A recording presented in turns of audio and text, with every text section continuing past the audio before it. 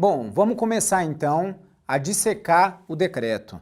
E logicamente eu vou falar aqui do artigo 1º, que ele está colado, a gente pode fazer já uma abordagem colado com o preâmbulo da norma. Acho que a primeira coisa para falar, antes de dizer especificamente sobre a aplicabilidade da norma, é que a gente deixou claro aqui agora que o decreto do pregão também se aplica a serviços comuns de engenharia. Eu e o André, a gente vai falar sobre isso em outro vídeo. Não é uma inovação em si, apenas deixou claro que já ocorre hoje. Mas eu vou falar agora então sobre a abrangência da norma, a quem se aplica, e eu estou falando aqui especificamente sobre aqui o artigo 1º e o parágrafo 1º da norma. Vamos dar uma olhada então aqui como que está colocado isso aqui no decreto.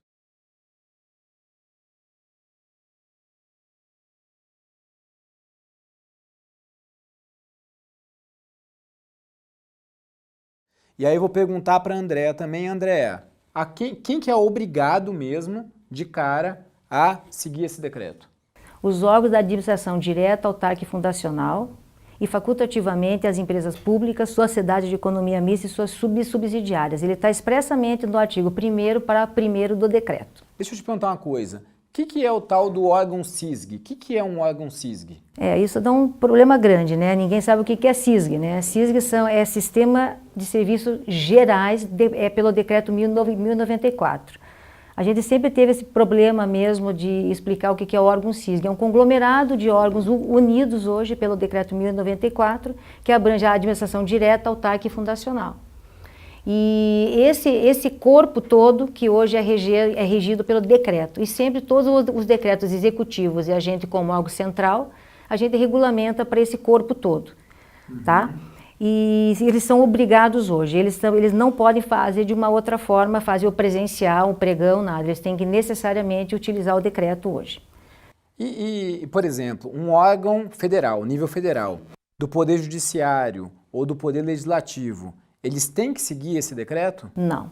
Legislativo e Judiciário não. A gente regulamenta como órgão central de governo, a gente regulamenta sempre, vou repetir de novo, né? Órgãos da administração direta, autárquica e fundacional. Entendi. Então deixa eu ver se eu entendi direito. Esses órgãos, tipo o meu órgão que eu sou lotado, a Câmara dos Deputados, ela é um órgão que não pertence ao CISG, é isso? Pertence ao CISG, ao Poder Executivo nosso. Então ela é um órgão dito não CISG? Não CISG. Agora, e se esse órgão não CISG quiser usar o sistema desse decreto, que é o Comprasnet, e aí eu firmar um termo de adesão, aí as minhas regras de pregão vão ter que estar de acordo com o decreto?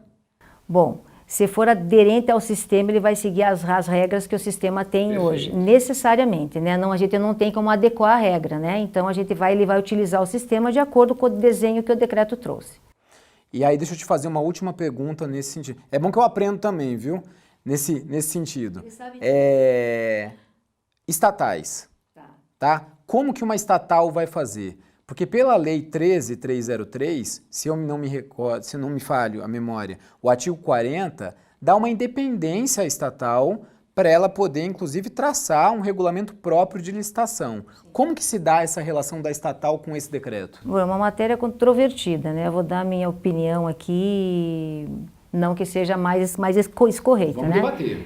Eu entendo o seguinte, se ele pode, a Lei 13.303, ela traz expressamente que as estatais podem preferencialmente utilizar a regra da 10.520, que é a lei regente hoje do pregão. E como a gente tem um decreto hoje que regulamenta o pregão pela 10.520, se ele opta a utilizar a 10.520, eu entendo, né, que ele tem que estar aderente ao decreto novo, que é o 10.024 hoje. Então eu não consigo entender que ele possa criar um decreto novo em detrimento que o decreto existente em União hoje. Eu acho que se ele aderir a 10.520, ele adere ao decreto executivo hoje. Explico por quê. Porque ele vai aderir ao sistema. E se ele adere ao sistema, necessariamente ele vai aderir às regras que a União tem hoje. Agora, salvo se ele utilizar outros sistemas que esteja aderente a outras regras aí. Deixa eu fazer aqui deixa eu ver se eu entendi bem. Porque se a gente pega o parágrafo 2º da norma, seria até legal colocar na tela aí para o nosso aluno, aluna,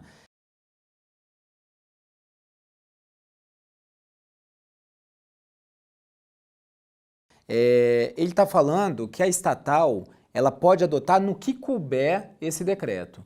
Então, por exemplo, ela poderia só tentar colocar as coisas do sistema, mas em coisas que não têm a ver diretamente com o sistema em si, ela poder fazer um hibridismo aí. O que você acha disso? É exatamente isso. Ele vai fazer uma adequação entre o que ele tem e o que a gente pôs, né? A regra posta e o que ele tem, assim, ele vai fazer uma acomodação administrativa entre o que ele tem da própria lei e o que tem o decreto hoje nosso. Então ele pode utilizar, ele pode não utilizar estudo técnico preliminar, ele pode não utilizar o SICAF hoje, que é o Sistema de Cadastramento dos Fornecedores, então ele pode se adequar a outras medidas que a lei dele tem, a 13.303, e não utilizar todo o decreto hoje. Então ele pode ser parcialmente aí. E pegando já esse gancho, eu vou ter uma provocação que não está combinada com ninguém, viu? Eu acho que tem dois colegas nossos que eles são especialistas, né, nesse assunto de estatal e licitações, que são o Davidson Barcelos e o Rony Charles, tem um livro bacana sobre isso também. E aí eu acho, viu, aluno, enquanto esse vídeo estiver sendo publicado, dá uma olhada na internet, deve ter um artigo dos dois, ou na página O Licitante aí do Davidson, que vai abordar essa temática com certeza. Eu me comprometo saindo daqui hoje, eu ligar para eles e falar assim, escreve sobre isso, que eu acho que vai ser bacana para os nossos alunos, tá bom? Por hora a gente vai parar aqui, no próximo vídeo aí eu vou discorrer um pouco sobre a aplicabilidade do decreto aos subnacionais. Grande abraço.